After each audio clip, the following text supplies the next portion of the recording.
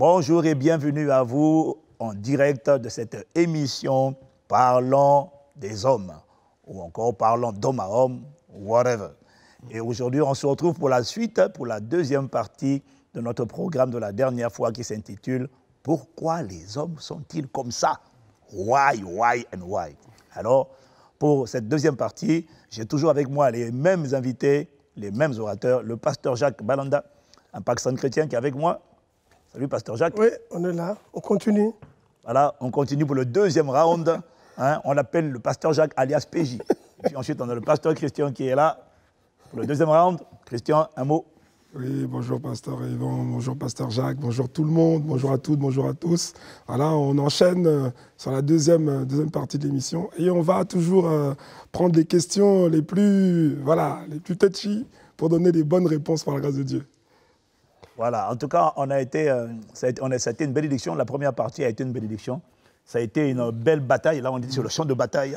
On a dû résister à la pression des femmes qui veulent nous faire croire qu'on n'est pas normaux parce qu'on est différents. Non, nous ne sommes pas anormaux. Nous sommes juste différents. Donc, dans la série des questions, nous voulons continuer encore aujourd'hui sur la suite. Pourquoi les hommes sont-ils comme ça? Alors, la régie, on enchaîne, à vous.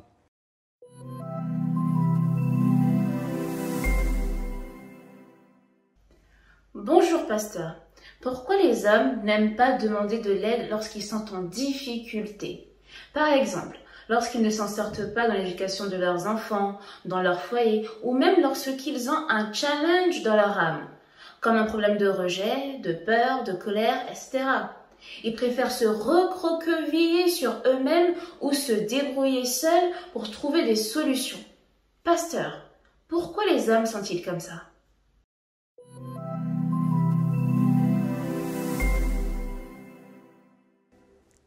Aïe, aïe, aïe, aïe, aïe. Ça commence mal, hein? Ça commence mal. Bon, d'abord, les amis, est-ce qu'on est d'accord avec cette affirmation quand même de ce que les hommes n'aiment pas demander de l'aide face à des difficultés? Moi, je dis oui. Ah oui. Ouais, souvent, ils ne demandent pas de l'aide. Bon. C'est vrai. C'est vrai. Donc là, quand même, on reconnaît que vous avez marqué un point. C'est vrai. Hein? C'est vrai. Maintenant, la question, c'est why? Pourquoi? Pasteur Jacques, pasteur Christian, vous en pensez quoi? Dites un mot pour assurer les sœurs. Ah oui, je dirais que on en a parlé un peu lors de la première émission là, qu'il faudrait revoir d'ailleurs, hein, on encourage tous ceux qui ne l'ont pas vu, mais on a parlé de, vous voyez, l'homme est quand même, il a conscience qu'il est comme un rempart, la tête, le dernier rempart, le dernier...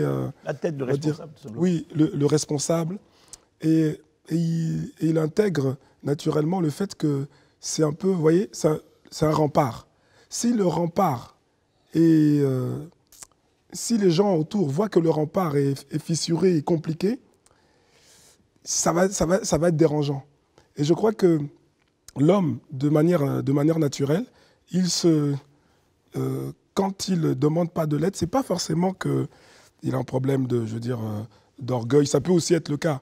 Mais il y a ce fait qu'il est conscient qu'il est le rempart, si celui vers qui les regards se tournent, hein, notamment dans un foyer, lorsqu'il y a une grosse difficulté, lorsqu'il y a un problème, tous les regards se tournent vers l'homme, tous les regards se tournent vers le père, vers le papa. Mais si maintenant ce rempart-là, celui qui est supposé apporter des solutions, et lui-même, il est conscient, hein, c'est pas qu'il n'est pas conscient, l'homme est conscient en général de ses problèmes, de ses challenges, mais parfois, juste dans le but de préserver le reste de la famille, il va avoir un mouvement de dire, bon, je vais m'en sortir, je vais essayer de trouver une solution. Et parfois, il va dans l'engrenage. Il va rentrer dans l'engrenage. Et puis il plonge à chaque fois, il plonge encore davantage. Ah ouais. Pasteur Jacques, qu'est-ce que tu en penses? Je pense que l'homme, c'est l'instinct, hein, en lui, par rapport à la position, c'est-à-dire il a en lui, c'est construit comme il doit amener la réponse. il est la réponse. Alors, à partir du moment qu'il est la réponse, alors qu'il ne peut pas donner la réponse, c'est-à-dire c'est cette partie de se sentir faible, diminué, l'incapacité, toutes ces choses-là vont le traverser. Donc, il va dire non, il faut que je vais essayer. C'est-à-dire l'homme aime d'abord trouver des solutions lui-même. Et c'est ça qui lui fait la fierté. Et tu vois déjà que, et ça se voit, c'est pas juste un mythe, hein, même dès l'enfance. Dès l'enfance. Le garçon, avec ses jouets, il ne va pas demander de l'aide, voilà. Il va tout faire. Même c'est cassé, il va essayer de réparer. Il va se battre. Voilà, ça vient de loin, depuis l'enfance. Vraiment, c'est imprégné déjà. Dieu l'a créé comme ça. Voilà, il est créé comme ça. Dieu l'a créé comme ça. En fait, si je peux rajouter une chose, peut-être pour que vous compreniez bien, pourquoi les hommes sont-ils comme ça? Ben, c'est parce que Dieu nous a créés différents. Le monde de l'homme, c'est le monde de l'ego. C'est le monde de la performance. C'est le monde de l'affirmation de soi. Ça, c'est comme ça. Tous les hommes ont un ego. Ils ont un ego fort. Parce que l'homme a été créé dans le jardin d'Éden. L'homme avait un travail avant d'avoir une femme. Donc, ça veut dire qu'il trouve sa validation dans ce qu'il fait. Il aime performer. Il a le complexe de Superman. Il a le complexe de super-héros. Et d'ailleurs, il a envie d'être un héros. Un héros qui demande de l'aide, c'est un héros qui est faible. Et c'est comme ça qu'il le perçoit. S'il demande de l'aide, en tout cas, s'il demande de l'aide, il ne demandera jamais de l'aide à sa femme. Jamais. Il ne va pas parler à sa femme de comment je me sens, je doute de moi. Non. Parce que, voilà, on montre. Quand on demande de l'aide, un homme, s'il demande de l'aide, ce sera un homme dont il est convaincu qu'il peut l'aider. Mais sa femme, et en plus, tu l'as dit déjà à la première émission, s'il demande de l'aide à sa femme, il a l'impression d'exposer sa faiblesse. Tout à fait. Et aussi, tu as des femmes qui n'ont tellement pas de sagesse aussi. Le jour où il a demandé de l'aide, elle va maintenant se servir de ça la prochaine fois pour lui dire la dernière fois tu avais tel problème. Tu en parles bien, toi, de ces choses-là. Oui, d'ailleurs, dans les entretiens, je reçois beaucoup plus de femmes. Quand ils arrivent, ils disent, pasteur, je lui parle, mais il ne veut pas venir. Il ne veut pas venir. Il ne veut pas venir. Je dis, bon, s'il ne veut pas venir, il faut le laisser. Mais quand l'homme maintenant va venir, c'est-à-dire, surtout l'homme n'aime pas que le rendez-vous soit pris par la femme. Il n'aime pas ça. Donc déjà, il va se sentir trahi. Il préfère venir lui-même doucement. Il passe par la petite porte. Il dit, pasteur, est-ce que je peux te parler un peu? Tu vois, l'homme amène ça, pas pour un entretien, mais dialogue homme à homme. Et tu dis, est-ce qu'on peut parler? Et puis tu poses des questions un peu d'une manière détournée, comme je connais déjà.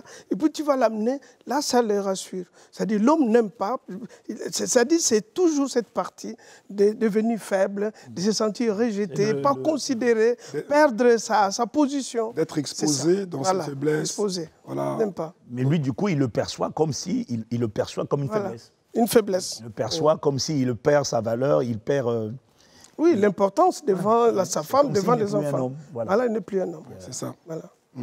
Donc, c'est important de comprendre que... Alors, ce qu'on dit, parce que c'est important aussi pour les hommes qui nous écoutent, de comprendre que ce n'est pas l'attitude à avoir, en fait. Non, c'est pas bon. C'est pas bon. La plupart du temps, quand il coule, il coule. Hein. Oui, et puis il emmène tout le navire avec lui. Il emmène tout le foyer. Eh oui, donc, quand les bateaux coulent, c'est fini, hein, tout est parti. Donc, si on a un conseil à donner à toi, mon frère, qui nous écoute, c'est quand tu coules, demande de l'aide.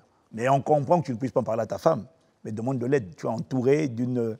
Il y a des frères autour de toi qui ont de l'expérience, de la sagesse, qui peuvent t'aider.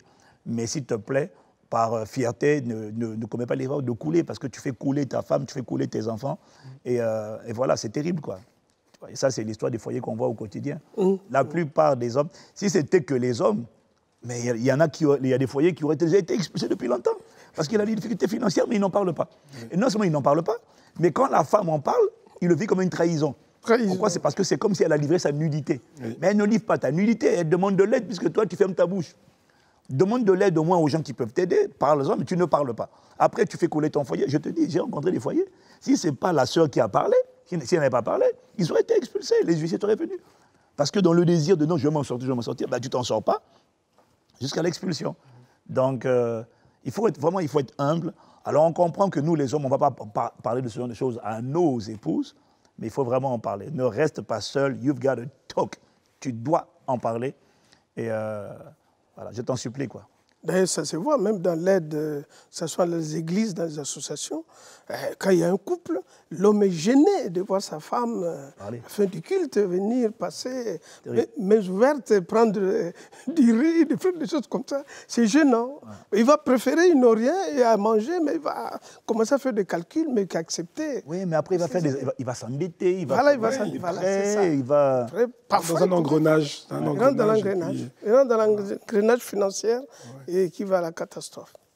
Voilà. Donc, pour résumer ce point, on dira que c'est vrai que les hommes ont tendance à ne pas demander de l'aide, mais on considère que c'est une erreur et qu'il faut demander de l'aide à d'autres hommes, mais on reconnaît aussi que c'est délicat et que la plupart des hommes n'en parlent pas à leurs femmes parce qu'ils doivent rester le chef, la tête, le héros de son foyer, et qu'un homme qui en parle, il a l'impression de ne plus être le héros. Donc, ma sœur, ce n'est pas la peine de le forcer, de dire « mais parle-moi, parle-moi, parle-moi ». Non, mais tu peux lui dire « parle au pasteur ». Ou parle à tel responsable, parle-lui. Ou alors, si tu veux oser, tu peux en parler au pasteur et puis dire au pasteur, tu n'as rien dit, évidemment. Oui, ça aussi. C'est ça, ils se sont trahis. Oui, oui, tout à fait. Non, nous, on a la sagesse pour appeler. Voilà. Genre, par hasard, tu vois, oh, frère, je pensais à toi, là, comment ça va? Et puis, on a là de poser des questions pour l'emmener à parler. C'est ça. Voilà. Mais toi, n'essaie pas de le faire parler parce que, de le faire parler parce que tu vas mettre la pression. Et plus tu vas lui mettre la pression, plus il va s'enfermer dans sa grotte. Ça, oui, ça c'est sûr. Voilà. Donc on est comme ça, on n'est pas anormaux, on est juste différents. OK? Bon, on prend la question numéro 2. Régie, c'est à vous. Question numéro 2.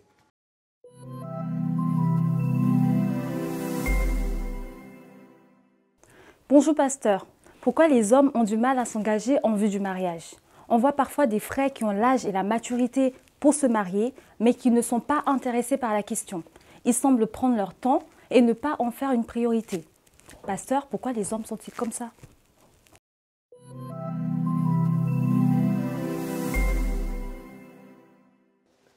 Eh oui. Pourquoi les hommes sont-ils comme ça? Eh bien, pourquoi ne le seraient-ils pas? Il n'y a pas le feu. Bon, alors, plus sérieusement, vous en dites quoi, les pasteurs? Pourquoi les frères, on voit qu'ils ont l'âge et la maturité pour le mariage, mais ils ne semblent pas pressés? La sœur lui dit, dépêche, pose-moi la candidature, pose la demande. Je dis, non, je ne suis pas pressé. Là, pourquoi? Oui. Bon, c'est vrai que c'est un constat quand même. Hein. Ah oui, bien sûr. Voilà, on est d'accord quand même. Hein. Déjà, on reconnaît que c'est un constat. On parle du mariage, hein? Le constat, c'est la priorité par rapport au mariage. Hein. Oui, pas par rapport au fait... non, par rapport au mariage. Relation, hein. Par rapport au mariage. Oui, par rapport au mariage. Par rapport au mariage. Voilà. Et donc, il y a une chose déjà qu'il faut quand même bien comprendre, c'est que l'homme, il se dit de base qu'il n'a pas forcément il n'a pas la même pression, on va dire, du temps. Il n'a pas la même pression du moment. L'homme se dit que, en fait, quand il voudra, il pourra, faire une démarche, il pourra demander la main à une sœur, il pourra, en fait, il peut déclencher à tout moment. Il n'a pas la pression de l'horloge biologique, tout simplement. Oui, il n'a pas de l'horloge biologique. Il n'a pas le temps. Des enfants, lui, il n'a pas la pression. Lui, il est toujours... Même à 70 ans, il peut faire des enfants. Voilà, il n'a pas cette pression-là. Donc, à tout moment, lui, bon voilà. Maintenant, c'est vrai que la femme, c'est différent parce que l'homme, lui, voilà. Je peux aussi compléter. Est-ce que c'est la seule raison? Oui, parce que... je peux aussi compléter. La gamophobie, c'est-à-dire c'est la peur de s'engager dans le mariage. Ça s'appelle la gamophobie. La gamophobie, c'est cette peur. Gamophobie, c'est cette peur. C'est la peur irrationnelle de l'engagement, notamment du mariage. C'est-à-dire la responsabilité. Parce que, n'oublie pas, on l'avait dit déjà d'ailleurs, que l'homme, dans cette affaire, c'est lui le responsable numéro 1. Alors, vu qu'il sera responsable, parfois dans les entraînes, je le vois, ils veulent d'abord remplir certains critères lui-même. Il dit, il me faut ça, il me faut ci, il me faut ça. Et quand il calcule qu'il me faut ça, oui. Il trouve que non, je n'ai pas encore ça. Donc, comme il a le temps, il commence toujours à repousser. Et maintenant, là où ça pose problème, quand la sœur vient, la sœur veut que ça aille vite. Elle te dit, non, je ne suis pas pressé. Et je vois parfois dans les cheminements, beaucoup arrêtent. Il te dit non, pasteur, elle me presse trop, je ne veux pas trop, je vais aller tout doucement, c'est pourquoi je ne veux pas. Donc ça, c'est la responsabilité. Et puis cette responsabilité pèse sur l'homme. Donc les critères qui se mettent, qui sont la barre aussi très haute, il veut, voilà. Et c'est tout ça qui fait que l'homme... Il veut s'accomplir professionnellement. Voilà, il veut, voilà. Puisqu'il veut que quand la femme arrive, bon, qu'il le trouve aussi, ça fait toujours bien, c'est ça la fierté de l'homme. Hein. Quand la femme arrive, il vient le voir à la maison, quand il rentre, waouh, il y a déjà ça, il y a ça, il y a ça, il y a ça. Donc voilà, il se sent bien. Bon, en fait, il y en a donc qui ont envie d'abord de pouvoir pourvoir, voilà. De pouvoir professionnellement, Voilà, à la maison, tout ça là. Maison. Et bon, il y a quand même aussi, des hommes qui ne veulent pas s'engager, enfin qui ne veulent pas s'engager. C'est pas seulement un problème de manque de préparation. Il y a beaucoup chez qui c'est quand même des faux raisonnements. Hein. Oui. Il y en a chez qui ce sont des faux raisonnements. De peur. Ouais. Bah, il y en a, ce sont des liens. Hein. Il y en a, ils sont liés par des hôtels familiaux de célibat. Et parfois, ils ne sont pas conscients. Beaucoup ne se sentent pas. Parce que lorsque tu es en âge de faire quelque chose, lorsque tu es en âge, par exemple, tu as 30 ans, tu as 35 ans, et que tu espères fonder un foyer, mais que tu es toujours en train de reporter à demain ce que tu sais être le temps propice pour, il faut aussi questionner les pensées que tu entends, les voix que tu entends à l'intérieur de toi, les raisons que tu donnes pour justifier le fait que tu choisisses de rester comme tu es. Et chez beaucoup, c'est vraiment un raisonnement, c'est une limitation dans le système de pensée.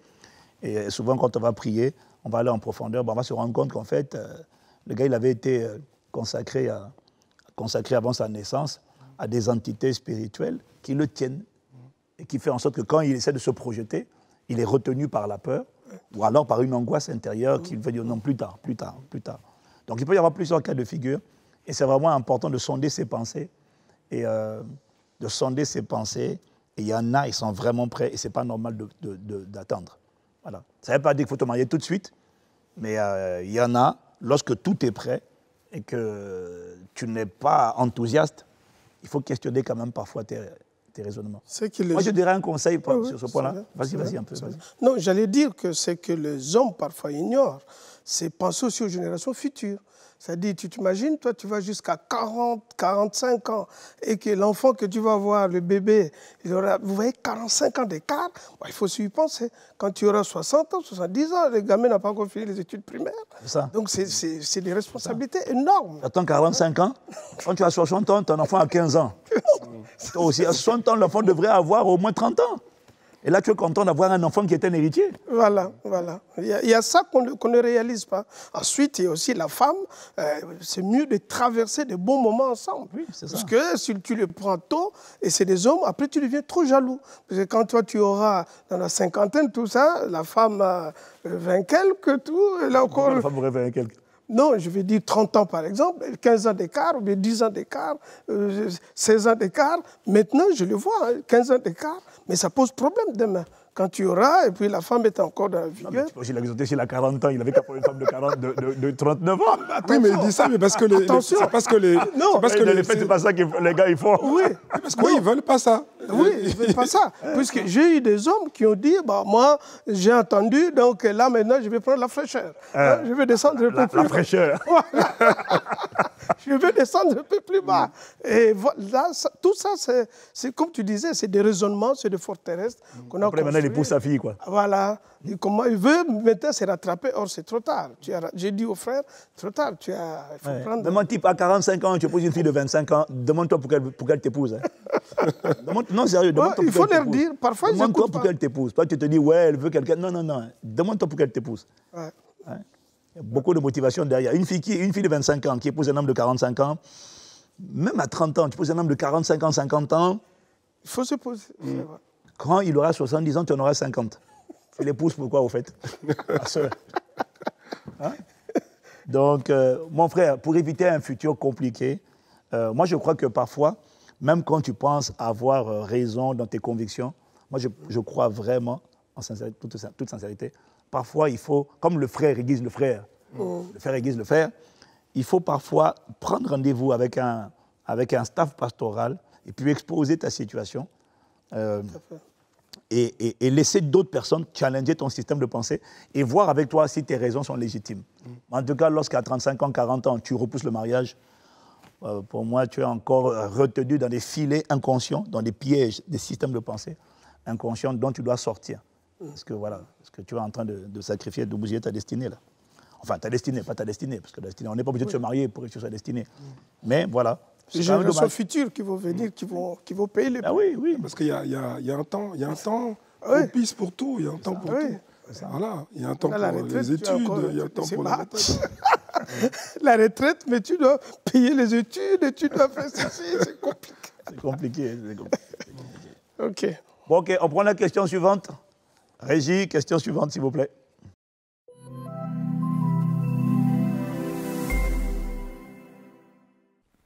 Bonjour, pasteur. Pourquoi un homme se sent en insécurité lorsqu'une femme, qu'il s'agisse de son épouse ou d'une femme qui l'intéresse, gagne plus d'argent que lui ou est plus accomplie professionnellement? Le plus important, n'est-ce pas l'amour et le respect qu'elle peut lui porter? Pasteur, pourquoi les hommes sont-ils comme ça?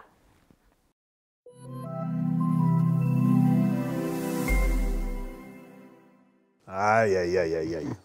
Bon, d'abord, les pasteurs, est-ce que vous êtes d'accord avec l'affirmation de ce que les hommes sont en insécurité lorsque la femme est plus accomplie professionnellement que lui?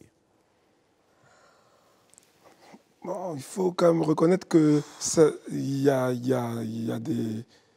des hommes pour qui c'est très problématique. Il y en a pour qui c'est un problème, mais ça ne veut pas dire que c'est normal. Non, mais est-ce que c'est un constat général? Moi, je ne crois pas. Oui, on ne croit pas. C'est des cas exceptionnels. Moi, je ne pense pas que tous les hommes soient en insécurité parce que leur femme est plus accomplie. Après, ça dépend non, ce n'est pas tous les hommes. Hein. Voilà, donc, ça veut dire qu'on n'est déjà pas d'accord avec l'affirmation. Voilà, c'est pas... Il y a des hommes qui vivent ça très bien et puis ça marche. Cela dépend des hommes. Mais beaucoup aussi sont à l'insécurité puisque ne savent pas trop comment ça va finir, cette affaire. Et souvent... Bon, c'est le genre de débat qu'on a déjà abordé, ça. Hein? Ouais. On a abordé même l'année dernière aussi. Souvent, ça traite aussi à... Parfois, la sagesse de la femme peut faire une énorme différence dans la manière dont l'homme va traverser, va vivre la chose. Parce que tu en as quand même qui... Beaucoup de femmes, elles disent, n'est-ce pas l'amour et le respect le plus important? Mais le problème, c'est que dans le comportement au quotidien, ils ne sentent pas le respect, justement. Ils ne sentent pas le respect. Ça, c'est ce qu'elle dit, mais dans les actes, beaucoup d'hommes, dans ce genre de situation, ne se sentent pas respectés. Parce que la femme lui fait comprendre clairement que c'est elle aussi qui tient la bourse. Hein? On a des cas. Hein? C'est ça, oui. On a des cas, la femme gagne... J'ai géré un cas, la femme gagnait 3002, l'homme était un smicard. Voilà. Donc ils arrivent à la maison et l'homme veut, voilà, on met la bourse et l'homme amène un programme. On va faire ci, on va faire ci. Première fois, oui. Deuxième fois, et puis la femme dit non, moi je vais ci, moi je vais ça. Il dit, ici à la maison, c'est moi. Alors si tu es le pourvoyeur, tu dois amener plus que moi. Vous voyez, après, ça va dans tous les sens. Ouais. Et puis il y a cette complexe, parfois, c'est le niveau d'études. Vous voyez, on parle d'argent, mais il y a aussi... C'est-à-dire, quand il y a la différence, ça demande vraiment beaucoup de sagesse pour la femme, comme le pasteur Yvan, tu sais tout à l'heure. Ça demande beaucoup de sagesse. C'est vrai, on parle des hommes, mais c'est plus toi, la femme, qui doit amener beaucoup de sagesse, de savoir prendre ta position et laisser l'homme aussi prendre sa position. Voilà, la clé, elle est là. Voilà, ne pas mettre... Ça, c'est les accessoires, les études, les ci, les ça. Mais c'est ça, parfois, qui vient embrouiller. Mais si tu es une femme sage, hein, donc tu prends ta position, tu laisses l'homme, je pense que vous pouvez vivre. On a aussi des cas qui ont bien traversé ça. Voilà, c'est ce que je peux dire déjà. Donc, il faut une grande sagesse de la femme. De la femme, oui. Mais moi, je dis aussi, il faut quand même que la femme ait un bon discernement pour choisir un homme, pour faire confiance à l'homme, là. Parce que dès lors que le gars, en termes académiques ou professionnels, il gagne beaucoup moins ou il a moins de diplômes, il faut quand même s'assurer qu'elle choisit un gars qui a confiance en lui et qui n'est pas mal dans sa peau. Parce que je crois qu'il y a des mal-être et des malaises qui sont créés par le manque de sagesse de la femme, c'est vrai. Mais je crois qu'aussi, il y a des hommes, même si la femme fait sa part, il vit quand même ça comme une insécurité et il est mal dans sa peau. Donc ce genre de personnes-là, si tu es marié, il faut gérer. Si tu n'es pas marié, il faut bien réfléchir.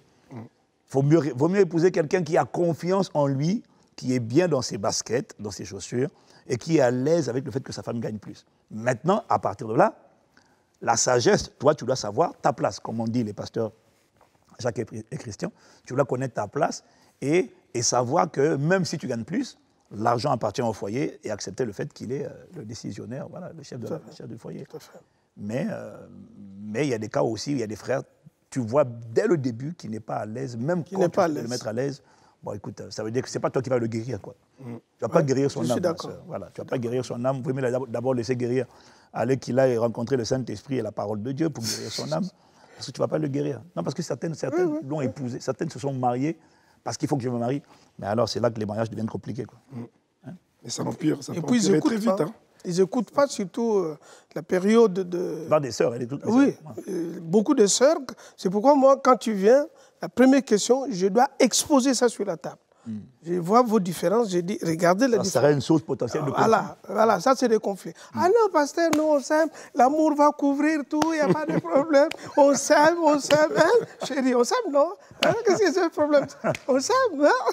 Mais attention. Le frère dit, bien sûr qu'on s'aime, puisque tu gagnes plus que moi. Tu seras mon abri. Voilà.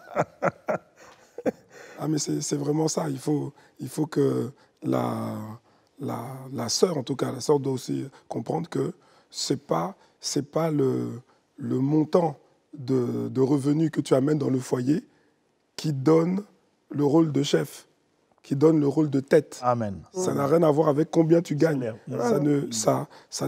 C'est pas lié à ça. Le rôle de la tête, le responsable, le chef, c'est l'homme, parce qu'il est l'homme, parce qu'il est l'époux, parce qu'il est le mari. C'est pas une histoire de voilà, moi je gagne le double, moi je gagne le triple. Donc non, ça n'a rien à voir. C'est pas ça qui change l'ordre que Dieu a établi, quoi. C'est ça. Voilà. C'est ça. La position. Reste la position. Le chef de l'État peut avoir 18 ans, les conseillers en 60 ans, mais le chef de l'État, c'est le chef de l'État, même s'il a 18 ans. Je suis d'accord. Ça aussi, c'est l'interprétation du mot pourvoyeur. C'est-à-dire, quand on parle de pourvoyeur, on met d'abord avant l'argent. Or, ce n'est pas vrai. Ce n'est pas d'abord l'argent. Il y a d'autres choses. Il doit pouvoir pour la sécurité, sur le plan émotionnel, savoir alimenter sa femme, sécuriser les enfants. Et ça, on occulte pour mettre en avant le bien matériel et l'argent. Non, le pourvoyeur, c'est en tout. C'est un tout. Ce n'est pas simplement une partie qui est l'argent. Bon, c'est vrai que dans la société actuelle, le matériel et l'argent est devenu phare. Nous, en tant qu'enfants de Dieu, dans le royaume, je pense que c'est des choses qu'on doit aussi... C'est vrai. Bon, on écoute les enseignements, mais c'est un peu difficile que ça passe. Non, ce sont de très bons points, de très bonnes contributions, les gars. Alors, la régie, on passe à la question suivante.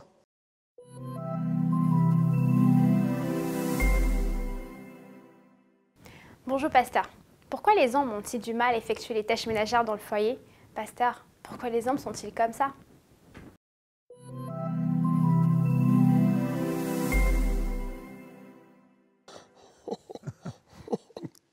Bon, pourquoi les hommes ont-ils du mal à contribuer aux tâches ménagères? Bon, d'abord, est-ce que c'est vrai partout, ça?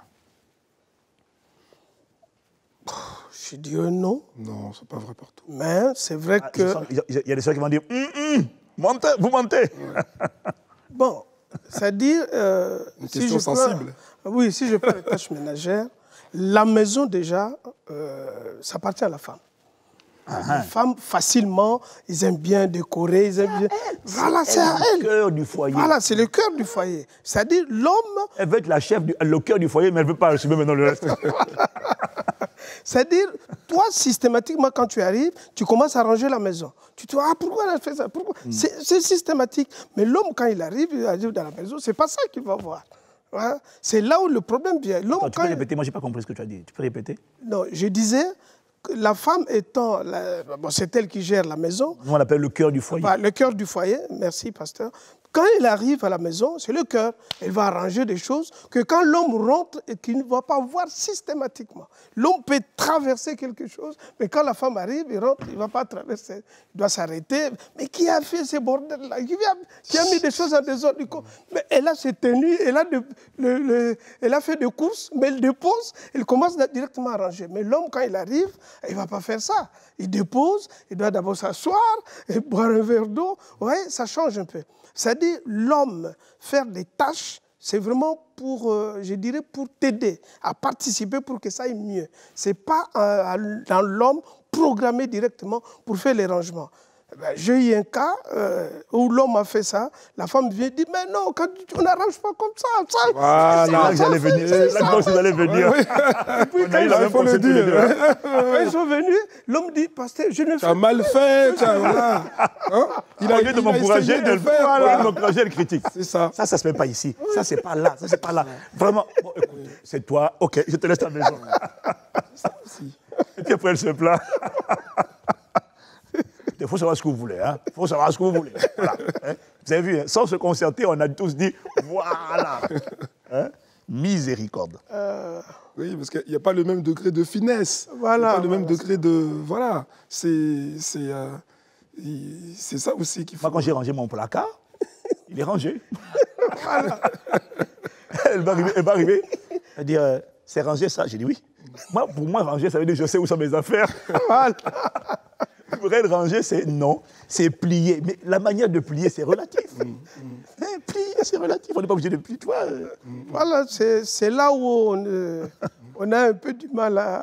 Après, là, dans la question, je crois qu'il y a aussi, mais pourquoi ils ne contribuent pas à nettoyer la vaisselle, faire des tâches vraiment... Je pense qu'il faut l'aider. Hein? Il faut, on le dit souvent dans des formations, il faut que la femme amène l'homme à s'intéresser à ça. Il faut l'inviter. Il faut l'inviter à participer. Est-ce que tu peux sortir la poubelle, s'il te plaît? Voilà, Comment? tu peux sortir la poubelle, aide-moi, est-ce qu'on peut faire ceci? Je suis en train de faire... Ça, excusez-moi, mais ça, c'est un élément quand même un peu important, assez important. Parce que là, on dit, est-ce que tu peux sortir la poubelle? Mais il y en a d'autres, c'est, on te met la poubelle. Oui, il y a une section. Il voit la poubelle là, mais il fait rien, puis ça sort. Voilà, l'homme, du coup, il va se sentir aussi un peu... agressé. Voilà, agressé. Je crois qu'en fait... Attends, excuse-moi, je vais m'aller plus loin. Parfois, elle met la poubelle devant la porte. Mais c'est ça que je dis, en fait. Moi, mais elle suppose qu'en sortant, tu dois voir la poubelle et tu dois la sortir. Voilà. Or, toi, tu viens, tu sautes. Bien sûr, je passe. Et puis tu pars. Et quand tu reviens le soir, il a boudé. Pourquoi? Tu as vu la poubelle et tu es sorti. Mais attends, moi je suis en retard. Comme ça, tu dis bonjour, on ne te répond pas. Et après, lui, il va dire, mais si toi, tu as vu la poubelle, si tu me dis que j'ai vu la poubelle, toi, tu as vu la poubelle aussi, alors. C'est ça, je crois que... Bon, s'il vous plaît, demandez ce que vous... La Bible, Jésus a dit, demandez, on vous donnera. Vous ne demandez pas. Moi, je crois que... Non, franchement, moi, je crois qu'il y a des choses qu'il ne faut pas la demander. Ouais. Comme tu as dit, est-ce que tu peux sortir la poubelle gentiment? Parce que l'homme, il est... bon, d'abord, on l'a dit, ça, il est dans son subconscient, lui, il doit pourvoir pour son foyer. Donc, quand tu commences à parler de ranger, décorer, aménager, ce n'est pas sa priorité. Voilà, sa priorité, c'est pourvoir, c'est ça. Parce que s'il ne pourvoit pas, il culpabilise, ils se sont nuls, ils se sont misérables. Donc, sortir une poubelle, faire la vaisselle, ce n'est pas là qu'ils se sont accomplis. Ils se sont utiles. C'est secondaire. Voilà, lui, il va penser à des choses plus larges. Pour lui, c'est des détails, en fait. C'est des détails. Il est sur le comment il va amener le foyer, enfin la maison à être... voilà, comment il va amener dans la maison, comment il va amener les choses dans la maison, comment il va pourvoir, comment il va... Voilà, maintenant, le reste, pour l'homme, c'est secondaire. Mais ce n'est pas qu'il ne peut pas y participer. Je crois que, franchement, la plupart des frères, ils sont prêts à le faire. Mais il ne faut pas mettre ça comme... comment dire, quelque chose de, quelque chose de primordial. Voilà. C'est ça. C'est pas sa priorité. Voilà, ne cherche pas qu'il doit faire comme toi. Voilà, c'est pas 50-50 là. Toi, quand tu arrives, tu ne vois pas. Ah, mais non. Non, c'est important de comprendre que... On est différents, mesdames. Voilà. On est différents. Ça fait partie de nos différences. Nous, on doit réfléchir à comment pourvoir pour son foyer. C'est notre tête est là-bas. Voilà, qu'est-ce qu'on va manger demain, les pourvoir. Voilà, les parce que quand il a pourvu, il se sent, lui, il sent qu'ils sont accomplis. C'est ça, accompli. Mais ranger une poubelle, faire la vaisselle, c'est pas pourvoir. C'est aider. Ça, c'est pour t'aider. Tu es venu aussi pour aider. Donc pourquoi? Donc voilà. Donc, alors, bon, comme on n'a pas beaucoup de temps, vous voyez, on est en train d'aller un peu vite. Mais ce qu'on dit à nos sœurs dans ces cas-là, c'est vraiment, on n'est pas hostile à ça. Mais il faut nous le demander poliment. Oui. Poliment, gentiment. Pour vous, c'est une évidence, Mais l'erreur de la femme, c'est de croire que ce qui est une évidence pour toi, c'est une évidence pour moi. C'est pas évident pour nous. Pour nous, il faut nous demander vraiment, parce que... Et quand il a sorti la poubelle, hein, quand il a fait la vaisselle, s'il te plaît, félicite-le. Encourage, encourage. Il dit, oh, Encourage. merci, parce que c'est pas... Ne viens pas, tu prends la vaisselle. Voilà. Ah, C'est mal lavé. alors là, il va se fermer. Il va se fermer Il passe direct. l'aspirateur, mais il y a la saleté là en C'est mal dessous. passé. maintenant. Ah non, là, il va... Voilà, la prochaine fois, je t'assure que la maison, j'espère qu'elle n'est pas grande, parce que tu vas te débrouiller toute seule. Et puis là, il n'est pas dans le 50-50 sur les tâches ménagères. Hein. Il faut qu'elle comprenne ça. C'est pas le 50-50, parce que on l'a dit, je crois, tout à l'heure, c'est que comment dire, la pression qu'il y a sur les épaules de l'homme, c'est pas du 50-50 avec la femme non plus. Hein. C'est-à-dire qu'il y a des choses qui vont être partagées, mais il ne faut pas demander à part égale, parce que l'homme pourra aider. Je crois que tous les hommes peuvent aider dans les tâches ménagères, voilà. Mais s'il faut demander 50-50, planning, truc là, non. Là, ça va être vraiment... Il y en a qui font ça. Hein. Bah oui, La moitié de la semaine, moi je fais 50%, toi tu fais 50%. moi je fais 50%. En tout cas, c'est l'égalité. Au nom de l'égalité. Mais si tu parles, mais comme tu dis, si on parle comme ça au nom de l'égalité, ben, il faut aussi qu'au nom de l'égalité, tu portes la même pression que moi pour pouvoir aux besoins du foyer sur le plan financier. On porte la pression. Tu vois? Oh, c'est pas vrai. Ce qu'on dit, vous savez les amis, ce qu'on dit, il y en a qui vont croire que non, c'est culturel, c'est français, c'est africain. Ça n'a rien de culturel. Nous, on s'appuie sur les Écritures, on s'appuie sur le fait que l'homme, son rôle, c'est d'abord d'être le pourvoyeur. C'est sa première priorité. Et il n'est pas multitâche. Donc, il ne sait pas faire plusieurs trucs en même temps. Ouais, tout à fait. Ce sont des constats de différence, hommes et femmes, qui sont juste simplement scientifiques, sociologiques, c'est constaté, c'est avéré. Ça n'a pas besoin, on ne peut pas le contester, c'est comme ça. Voilà. L'homme, dès l'enfance, on le voit dans sa manière de jouer, on sent que son monde, c'est le monde de l'ego, de la performance. Dès qu'il est petit, les garçons, ce sont des garçons, ils aiment les jouer, ils aiment tout ce qui montre leur performance, les voitures, tout ça là. Les filles, elles aiment les poupées. Ce n'est pas un préconditionnement, tu donnes à une fille une voiture, tu donnes à un garçon, tu mets le choix à une jeune fille, une enfant, poupée ou voiture de course, mais tu vas voir que naturellement, la fille va choisir la poupée, parce que c'est préconditionné. C'est pas culturel. Il y en a qui disent, ouais, c'est pas culturel. C'est pas vrai. Lui, c'est la performance. Elle, ce sont les relations. C'est comme ça. Donc, ce qu'on dit n'est pas du tout culturel. Mais non, ce qu'on dit, c'est qu'on peut arriver, la femme sage peut emmener son mari à faire ça. Mais là où je suis vraiment, attention, je suis vraiment d'accord avec ce que dit Pasteur Christian, on ne fait pas le 50%, 50%. 50-50. Parce que tu es le cœur de ton foyer. Voilà. La maison, c'est à toi. Nous, quand on fait quelque chose, on sait très bien que quand on aura fait, tout ce qu'on a fait est susceptible d'être démoli juste après qu'on l'ait fait. Et on l'accepte bien. Parce qu'on lui reconnaît la place de cœur du foyer. C'est ça la vérité. Donc, amen. Hein? Et si je peux aussi rajouter, de la même manière que s'il y a un problème d'approvisionnement dans le foyer, tous les regards vont se tourner vers l'homme. Hein? De la même manière aussi, quand quelqu'un rentre dans une maison, si la maison c'est le désordre, on va regarder la femme. Voilà. C'est pas de, comment dire, être machiste ou quoi. Hein. C'est juste, voilà, c'est ça. Donc, voilà, l'homme peut aussi aider. Je pense que les hommes peuvent le faire. Non, je crois qu'il doit aider. Il doit aider, en tout cas. Ils font volontiers, en tout cas. Bon, sachez que nous qui parlons comme ça, ce qu'on est en train de dire, c'est pas qu'on le pratique, hein, parce que nous, on a quand même plusieurs années de mariage. Donc, demander à nos femmes, elles sont très heureuses, parce qu'on fait ces tâches-là, mais on se met dans la peau des hommes généralement. Voilà. Même si moi, je sors la poubelle chez moi. Moi aussi. Donc, voilà. Question suivante à la régie.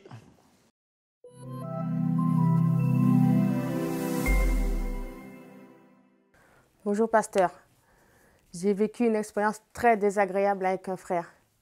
Il m'invitait au restaurant tout le temps. Il me faisait des cadeaux. Il m'appelait tout le temps. Pour moi, je pensais qu'il était en vue de marcher vers le mariage. Et quand je lui ai posé clairement la question, il m'a bien fait comprendre que j'étais qu'une simple bonne amie pour lui. Alors que moi, non, j'avais déjà développé un sentiment amoureux envers lui. Comment est-ce possible de passer autant de temps avec quelqu'un et ne pas développer de sentiments amoureux, Alors, pasteur, pourquoi les hommes sont-ils comme ça?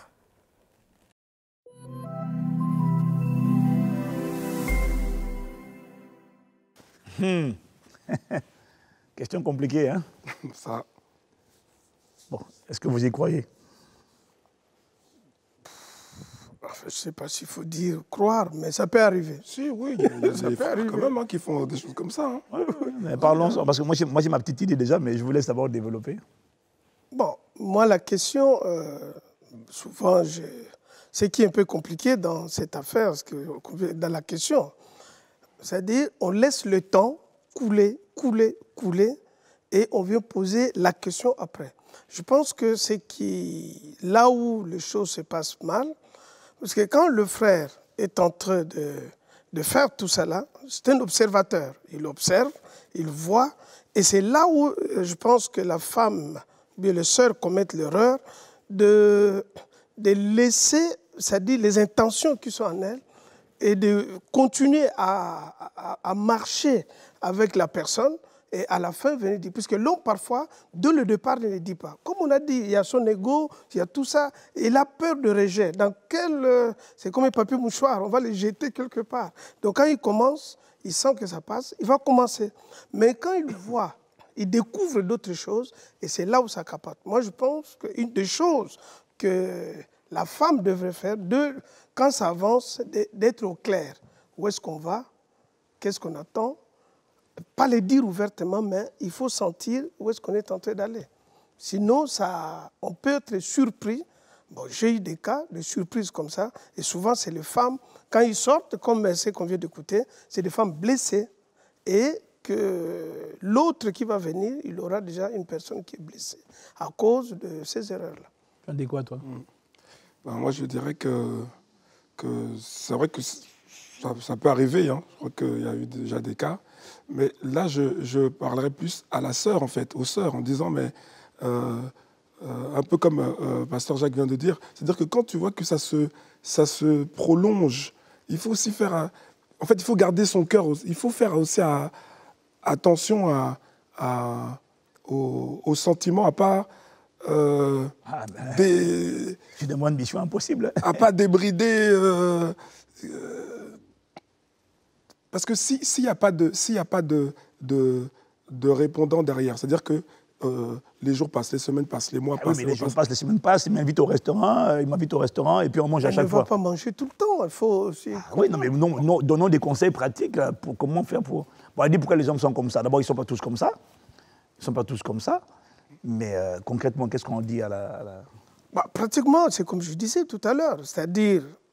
J'ai eu des sœurs c'est là où ça pose parfois des problèmes. Les hommes disent non, les sœurs sont difficiles. Il y a des sœurs qui se protègent, comme disait le pasteur Christian, dans le sens que quand tu l'invites une fois, elle est très attentive de savoir où est-ce qu'on veut aller. Deuxième fois, quand elle voit, maintenant, elle peut te poser la question.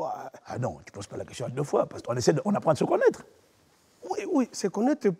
Attention, la question a été dans la longueur. Oui, mais on ne connaît pas la durée de la longueur en question. Voilà, c'est... Moi, si vous voulez, ce que je perçois là dans la question, c'est un cas classique c'est un cas classique, comment on appelle ça encore de cheminement. On apprend à se connaître. Moi, c'est ce que je lis là. On apprend à se connaître. Bon, je pense qu'à l'encore, la sœur dit, il fait des cadeaux. Je me dis que soit elle exagère un tout petit peu, soit il en fait quand même parce que c'est un gars courtois et quand il vient à un rendez-vous, il amène quelque chose.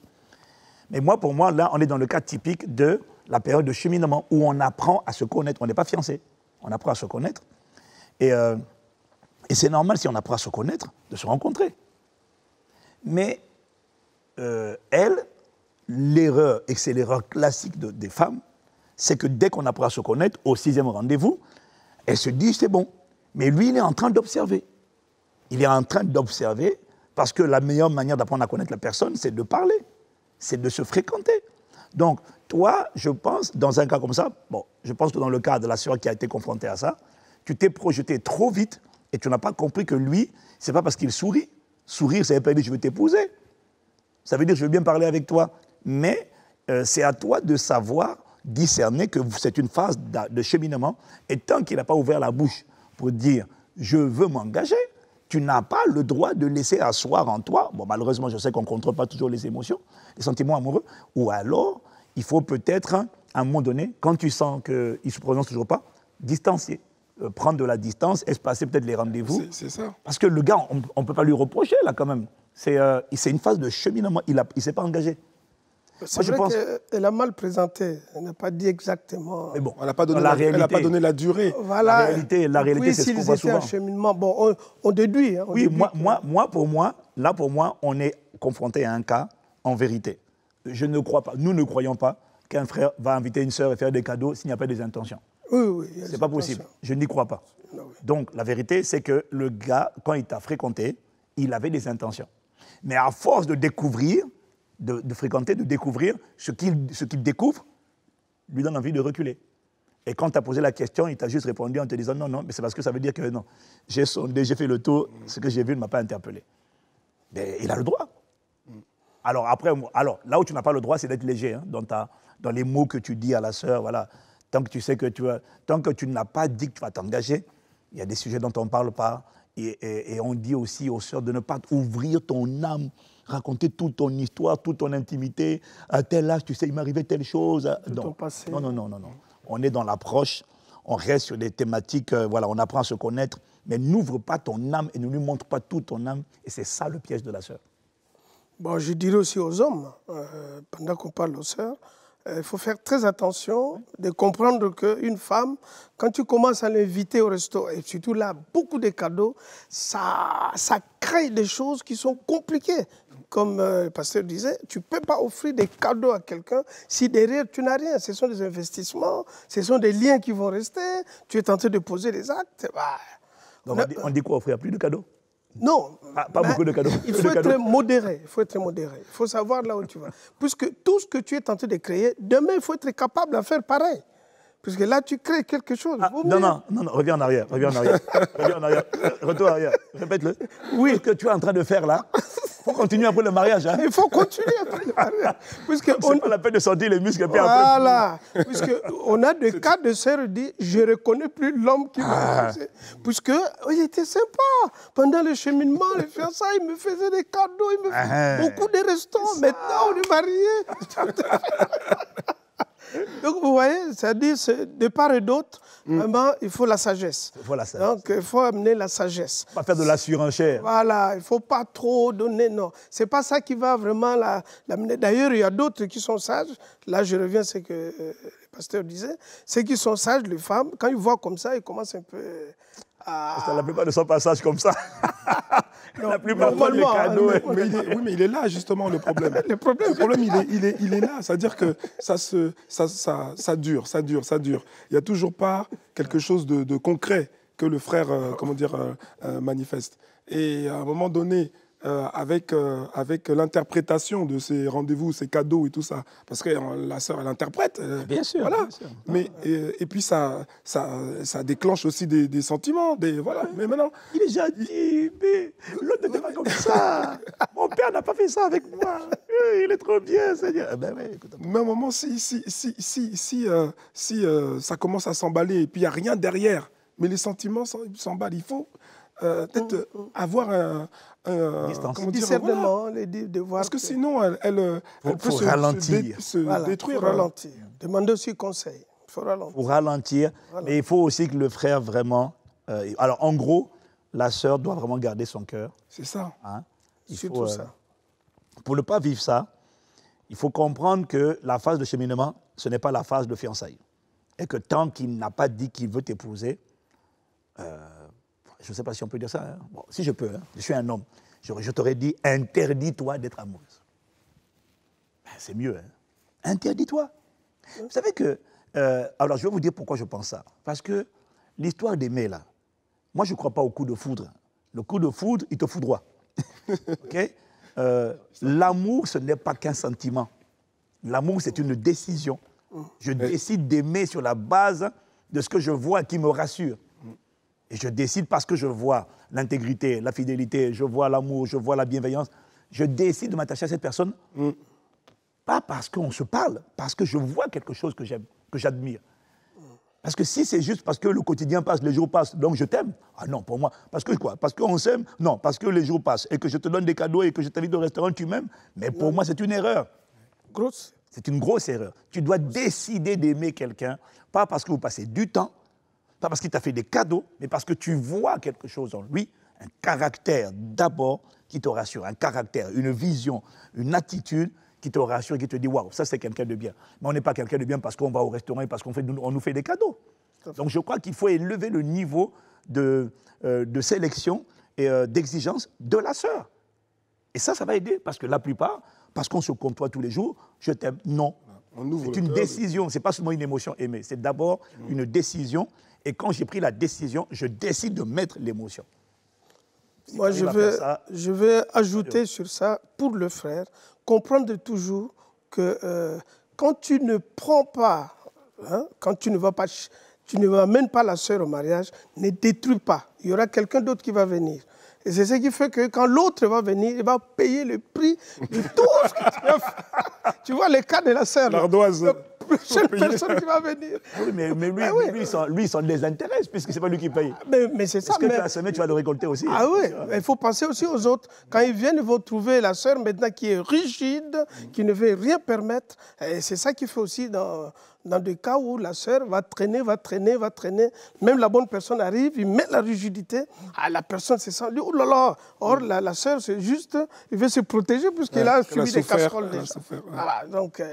Voilà. Il faut surtout dire aux frères que la maladresse que tu sèmes là, tu vas la récolter toi aussi. Voilà, tout à fait. Donc c'est pour ça que tu dois traiter les femmes avec bienveillance et respect. Parce que tout le mal que tu fais là, ça va pousser. Ça va pousser dans ta propre vie.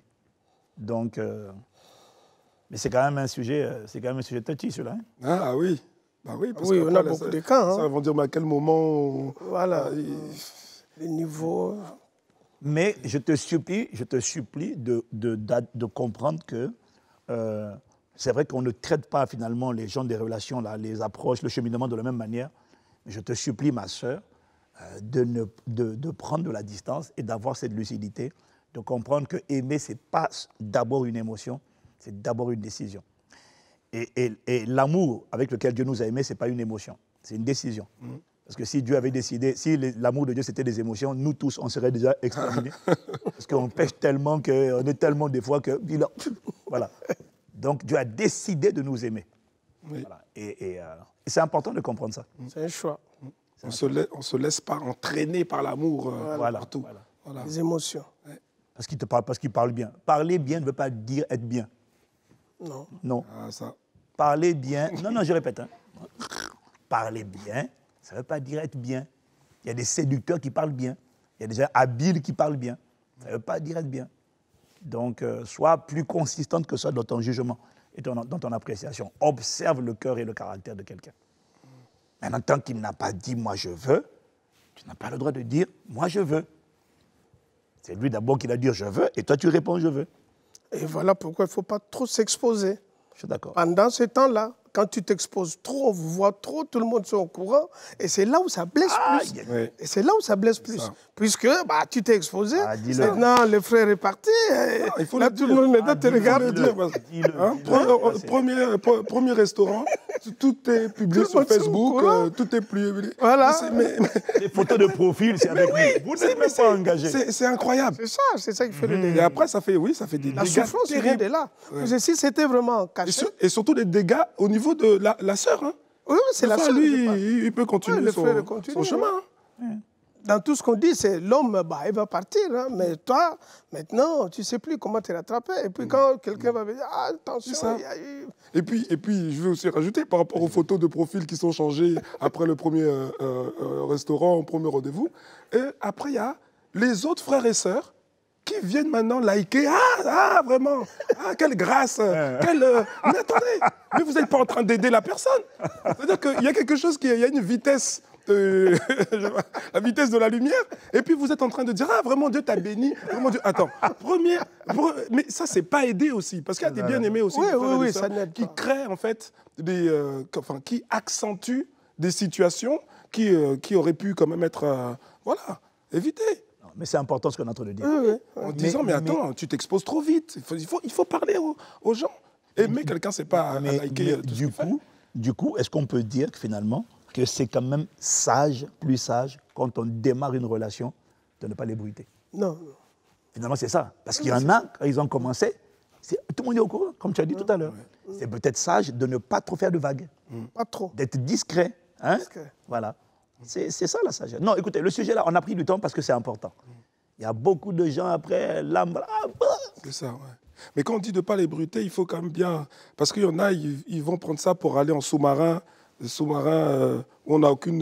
Il n'y a aucun personne au courant. Les pères voilà. au courant. Oui, ça, il faut qu'il y ait des gens fiables, matures, enfin voilà, qui soient au courant. Et quand tu veux mettre au courant le père et que le frère dit non, ça reste pas entre nous, je ne veux pas que le père soit au courant de tout ça, bah, commence à te poser des questions.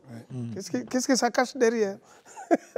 Puisqu'il y a des choses, quand tu vas amener, on dit celui-là, il a fait ça, il a fait ça, il a fait ça. Oui. On est au courant. Donc, jeune homme, assis-toi là. Allez, dis-nous, qu'est-ce que tu veux faire ici? Quel dégât encore tu veux mettre? Voilà, c'est important. En tout cas, c'était un très bon point. On prend la dernière question de l'émission.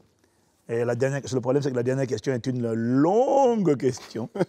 Et donc, je ne pense pas qu'on aura le temps de tout voir. Mais bon, on va voir ce qu'on peut faire. Et puis, par la grâce de Dieu, on dira ce qu'il y a à dire. Allez, Régie, on prend la dernière question.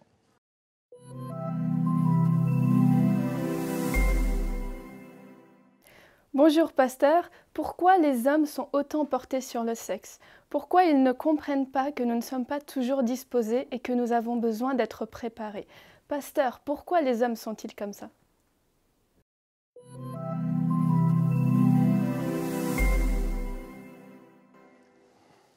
Alléluia, quelle bonne question! Pourquoi les hommes sont-ils aussi autant portés sur le sexe? Moi, j'ai aussi une question à poser aux femmes. Pourquoi les femmes sont-elles autant portées sur la conversation? Pourquoi elles ne comprennent pas que nous ne sommes pas toujours disposés à parler? Pourquoi les femmes sont-elles comme ça? Ça répond déjà. Ouais, ça équilibre. Bah, écoutez. Très bien. Hein, puisqu'on doit aller vite à l'endroit au but. Oui, oui. On n'est pas en train, quand on parle du sexe, on n'est pas en train de parler d'un désir, d'un souhait. On est en train de parler d'un besoin avec lequel Dieu a créé l'homme. C'est un besoin. Le premier besoin de l'homme, c'est le respect. Le deuxième besoin, c'est la copulation. Le premier besoin de la femme, c'est l'amour. Le deuxième besoin, c'est la conversation. Donc toi, tu as besoin, ma sœur, de conversation. Parce que plus tu parles, plus tu évacues ton stress. Lui, il a besoin de... Quand il est marié, hein, seulement dans le mariage. Seulement. Ah, c'est ça qu'il faut, c'est ça qu'il faut dire. Seulement dans le mariage. Ah oui, oui. Il évacue le stress par la copulation. Ça, c'est une femme mariée qui a posé la question. Bon, c'est une femme mariée, mais ce n'est pas grave. Mais c'est dans le mariage. Non, j'ai posé la question de savoir si... Dans le mariage. A priori, oui, je pense que ça doit être... Non, mais ce sont des questions choisies. Ah, ok, d'accord. Posées par des... Par des sœurs. Voilà. Donc, non, parce que vous comprenez, c'est pour ça que je fais ça. Parce que il y a besoin d'un côté, besoin de l'autre. Chacun d'entre nous fonctionne avec des besoins. Le besoin, c'est le carburant. Le besoin, ce n'est pas le désir. La voiture n'a pas envie de carburant. La voiture a besoin d'un carburant. Sans le carburant, elle ne tourne pas. Donc, chacun de nous a un carburant. Donc, le sexe, mesdames, pour l'homme, dans le mariage, c'est le carburant qui lui permet de... Vous vous bâtissez par la relation, par la conversation. Vous nouez, vous tissez les liens. Okay? La relation s'approfondit. Bah, chez l'homme, il n'y a pas une relation qui va s'approfondir dans la complicité ne va pas se faire du côté de l'homme sans le côté rapport intime. C'est impossible. Ça contribue à la relation du couple, à la solidité, à la fermeture. Exactement. Voilà. Exactement. Parce que parfois, tu as des femmes, elles sont là, elles ne comprennent pas ça. Donc, elle veut parler. Mais elle ne comprend pas qu'à un moment donné, lui, il est d'accord pour parler. Non, lui aussi, il veut aussi. Bon, alors, quand on a dit ça, les gars, il y a tellement à dire là-dessus. Oui, il y a des charges. La femme a des charges émotionnelles. Comme tu disais, pasteur, quand ça charge, elle a besoin de se vider. Donc, comprendre que cette charge émotionnelle qui est créée il doit le vider, l'homme doit écouter. C'est là où on demande à l'homme d'écouter sa femme. Tu écoutes, il va te vider. C'est la même chose aussi. L'homme a aussi des charges, mais qui ne sont pas émotionnelles, mais qui sont aussi des charges. Comme il a une usine qui fabrique, c'est un livreur, il doit livrer. Tu vois, c'est toujours compliqué quand le livreur arrive, il sonne à la porte, il a des colis, mais il doit livrer. Dieu a fait que c'est toi qui dois l'aider à livrer. Et quand l'homme ne fait pas ça... À recevoir la livraison plutôt. Voilà, à recevoir la livraison, Dieu t'a donné cette capacité de vider l'homme. Et c'est ça qui va permettre maintenant à cet échange, pendant que toi, tu es vidé sur le plan émotionnel, toi, tu les vides. Et voilà, le couple est tenté de bien fonctionner. Mais ce n'est pas normal, comme d'autres sœurs font. Je reçois des hommes, 6 mois, il n'y a pas de rapport sexuel. Ce n'est plus un couple. Donc l'homme est en souffrance. Et quand c'est comme ça, l'homme se braque, il ne va pas te vider. Toi aussi, tu le fais. Et le pire, quand c'est comme ça, c'est qu'elle, elle trouve ça normal. Et tout ça normal. T'as envie qu'il parle tous les jours. Hein. Moi, je rien toute la journée. Ça fait 6 mois. Ma journée, ça fait 6 mois. Mais aujourd'hui, 6 mois. Mais oui. C'est vrai que ça mène une souffrance énorme chez l'homme. Ah non, mais il y en a qui souffrent. Hein. Et c'est des hommes qui souffrent. Et il y a le danger, c'est quoi? Parfois, il y a des hommes mariés qui se masturbent. Voilà, tu deviens l'occasion de chute. Je ne dis pas que c'est toi qui le pousses, mais il y a des hommes, quand ils ne peuvent pas se tenir et qu'ils faisaient ça avant, ils vont dans la masturbation. Soit maintenant, on a des femmes de nuit. Ça, c'est dans le moindre des cas. Oui. C'est pas le pire des scénarios. Oui. Parce qu'il y a autre chose. Hein. Oui. Ils vont carrément voir la femme. Voilà, voir d'autres femmes. Parce que pendant que tu fais ça, au travail, il y a une femme qui sera là. J'ai reçu des hommes qui ont commis l'adultère à cause de ça. Il dit, pasteur, au travail, cette femme me parle. Il m'a invité au resto, je suis allé. Et puis, voilà, je suis tombé. Et la femme est au courant, j'arrive, tu dis, ma soeur, voilà, vous avez été l'occasion de chute. Là, maintenant, on va réparer. C'est pour ça que la Bible dit qu'il ne faut pas se priver l'un de l'autre. Oui, à part la prière. Oui, mais à part pour la prière. Voilà. Mais la Bible dit aussi, la femme n'a pas autorité sur son corps. Ah oui, c'est son mari. Ni le mari. Voilà, c'est ça la puissance spirituelle. Vous devenez une seule chair. Parce que beaucoup de femmes mariées ne comprennent pas, excuse-moi, je t'ai coupé, c'est juste pour ne pas oublier ce truc-là. Parce que beaucoup de femmes mariées ne comprennent pas que leur corps n'est... Enfin, ton corps n'est pas à toi, en fait. Mais il faut le dire, hein, parce que c'est clair. Hein. La femme n'a pas autorité sur son propre corps, ni le mari n'a autorité sur son propre corps. Ouais, c'est bizarre ça. Donc, en fait, la vérité, c'est qu'il faut admettre, et on a du mal à admettre ça, ton corps n'est pas à toi. Moi, mon foyer, je suis marié depuis 22 ans, mais je suis en lune de miel parce que depuis le début de notre mariage, on a assis ces choses-là, on a assis ces fondements-là, on a parlé, on a beaucoup communiqué, et puis on s'est mis d'accord. Le corps, ma femme, elle s'habille, c'est pour son mari. La femme mariée s'inquiète des choses, se demande des moyens de plaire à son mari. Voilà. C'est biblique, tu vois. Donc, mon corps ne m'appartient pas, mais le corps de ma femme aussi ne m'appartient pas. Mais des fois, dans le mariage, la femme, elle veut parler, mais quand il faut le corps, elle dit « Ah, je suis fatigué. » C'est la nuit qu'on est fatigué. Oui. La journée, on parle, et puis, si on peut aller aussi plus loin, c'est qu'il y a aussi des sœurs qui utilisent ça pour exiger des choses à leur mari. C'est-à-dire qu'elles vont utiliser donc le rapport intime pour exiger des choses. C'est-à-dire que tant que telle chose n'est pas faite, eh ben, tout est fermé. Et ça, c'est aussi, c'est aussi une réalité de certains frères. Voilà. On le dit toujours à la formation. Ce n'est pas le lieu là où on traite des problèmes. Pendant le moment de rapport sexuel, ce n'est pas là où on amène des dossiers. Et des femmes, juste parce que tu dis, c'est là où on amène des dossiers. Mais oui. Et pour que le frère il a 90 degrés. Le frère, tu viens, est-ce que... Attends. L'enfant qui est là. Oh. Non, mais c'est ça. Mais c'est grave, ça. Mais c'est ça, c'est du chantage, je ne sais pas quel terme. Il y a des gens qui font ça. Il y a des femmes qui font ça. Mais il y en a qui font ça. Repentons-nous. Ah ben oui, tant que tu n'as pas acheté telle chose ou fait telle chose. Non. Ah ben il y en a qui d'abord. Non. Il te dit, attends d'abord, j'ai une question là. Comment ça s'est passé? Non. Attends d'abord, tu vas... Moi, je n'ai Il n'y a jamais pas vu que ça, hein. Il n'y a pas que ça. Toi, tu te précipites. Oh là. Le dossier, tu vas... Oh là. Il y en a, ils sont dans des problèmes. Mais il faut quand même aussi, je pense, dire... parce que c'était dans la question... Il y a une chose qu'on va dire quand même. Elles ne sont pas préparées. Faut les oui, voilà, il faut quand même... Je sais qu'on va arriver là. Ouais. Mais n'empêche que, avant d'arriver là, c'est quand même important d'appuyer là. Ah oui, non, moi je suis vraiment d'accord. Parce qu'on ne peut pas s'appuyer sur le fait que non, il faut aussi m'aider à me préparer. Parce que dès lors qu'il y a les parties chantage émotionnel, affectif, tout ça là, non, vraiment, c'est des choses qu'il faut vraiment évacuer, quoi. Parce que pour moi, en fait, c'est simple, hein. Tu déshonores le mariage. Oui. Parce que c'est de l'infidélité. Faire chanter son mari pour qu'il ait le sexe, c'est l'attitude, c'est de l'infidélité. Parce que tu déshonores le mariage, parce que tu ne fais pas ta part dans le mariage. Tu vois? Faut le dire. Alors moi, je peux comprendre, s'il l'a humilié, s'il l'a vexé, je peux comprendre. Oui. Voilà, ça, c'est normal. Tu vois? Voilà. C'est pour ça que la clé pour que le mariage réussisse, c'est que chacun donne à l'autre ce qu'il lui doit. C'est ça qui est écrit. Que chacun rende à l'autre ce qu'il lui doit.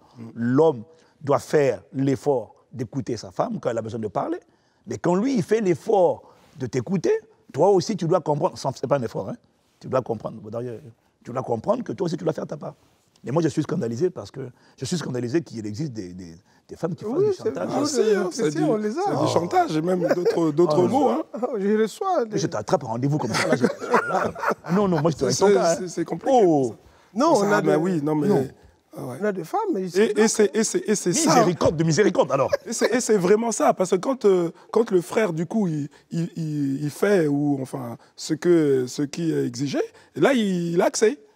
Non, mais c'est le chantage. Tu sais que ça, c'est le chantage. C'est-à-dire, en fait, du coup, tu vends le rapport. Oui, mais c'est pour ça que je disais qu'il y a d'autres mots. C'est de la... Ben oui, voilà, c'est d'autres mots. L'attitude de la pro. Voilà. Pros Cuneo, pros. Alléluia. Pros quelque chose. Alléluia. En tout cas. C'est très important de ce qu'on dit. Non, mais c'est important. Maintenant, après, on reconnaît aussi qu'il est important pour les hommes, donc on va quand même dire quelque chose aux hommes pour être équilibré, même si on va peu parler, puisque le temps est arrivé, on doit conclure. Il faut quand même dire aussi que les hommes doivent être conscients du fait que le rapport intime pour la femme ne commence pas, tu vois, quand tu es là, la sueur, tu ne t'es pas lavé, tu vois, c'est compliqué, et puis tu vois la sueur de tes blanchis, et tu lui as mal parlé la journée, tu n'as même pas eu d'affection, d'attention, tu n'as pas été gentil, tu n'as pas été bienveillant, et toi tu arrives le soir, voilà, tu la prends même pas, tu ne fais même pas un bisou, bonjour chérie, non.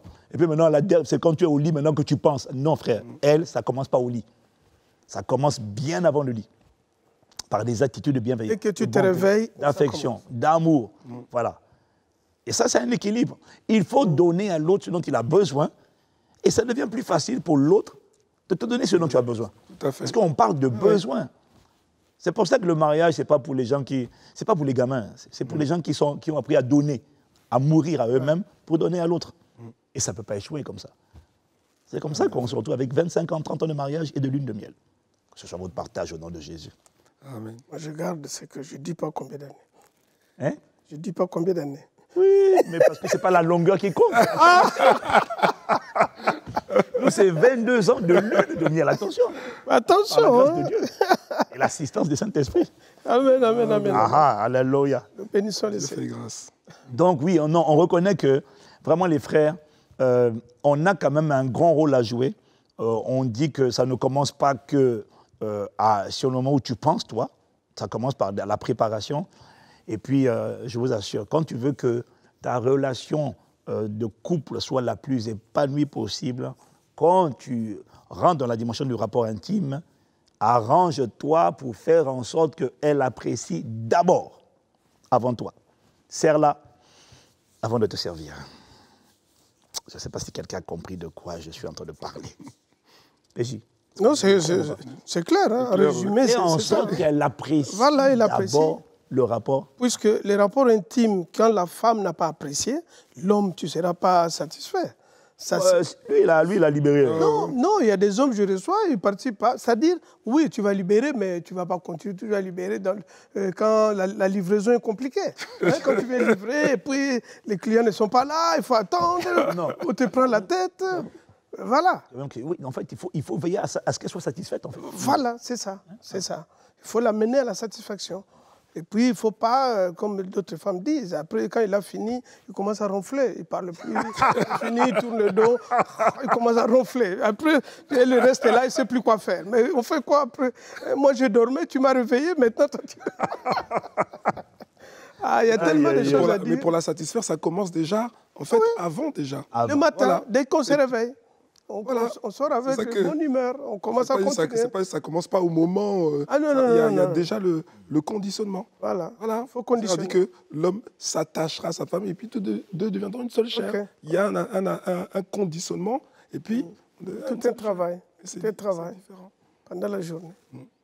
Franchement, la vérité est que si on comprend ça, ce qu'on est en train de partager là, monsieur et madame, et qu'on applique ça, je vous assure, que le mariage devient le bonheur.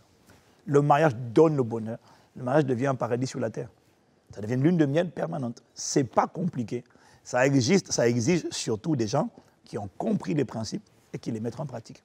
Et qui acceptent de renoncer à eux-mêmes. Accepter, célébrer, reconnaître, accepter, célébrer les différences. Ne plus essayer de changer l'autre parce qu'il n'est pas comme moi, mais reconnaître qu'on est différent. Et puis travailler sur ces différences-là en les célébrant. Et puis chacun fait sa part. Ça ne peut pas échouer.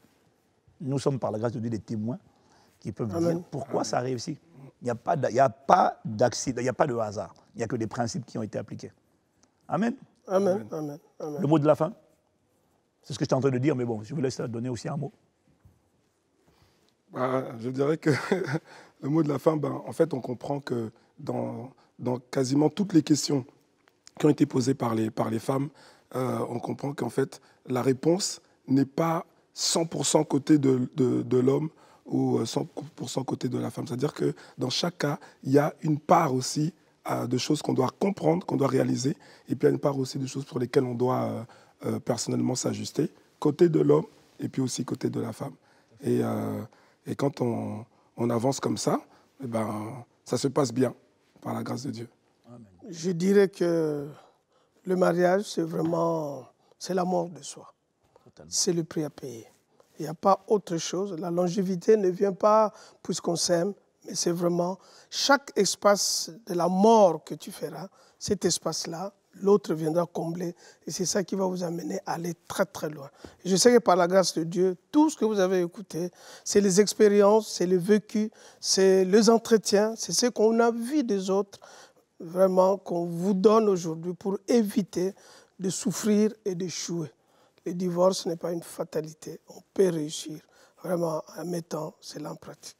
Voilà. Que Dieu vous bénisse. Amen. Et il y a par la grâce de Dieu, l'assistance du Saint-Esprit, beaucoup de gens qui, dans notre époque déjà, sont en train d'être des témoignages dans ce domaine-là. Et dans la vie, le couple est en train de briller. Amen. Nous prions que ce soit également votre expérience. Mais souvenez-vous, il est écrit, vous êtes heureux si vous savez ces choses, pourvu que vous les pratiquiez. Voilà, c'est ce qu'on vous souhaite et on prie pour vous que ce soit votre expérience également. Donc on a pris plaisir à partager ces moments avec vous. Pourquoi les hommes sont-ils comme ça? Il y a sûrement d'autres questions, peut-être qu'on en aura d'autres. Mais je pense qu'on a quand même balayé pas mal de questions déjà dont les réponses sont suffisantes pour que ta vie change, ton foyer change, ton couple change pour la gloire de Dieu. Amen.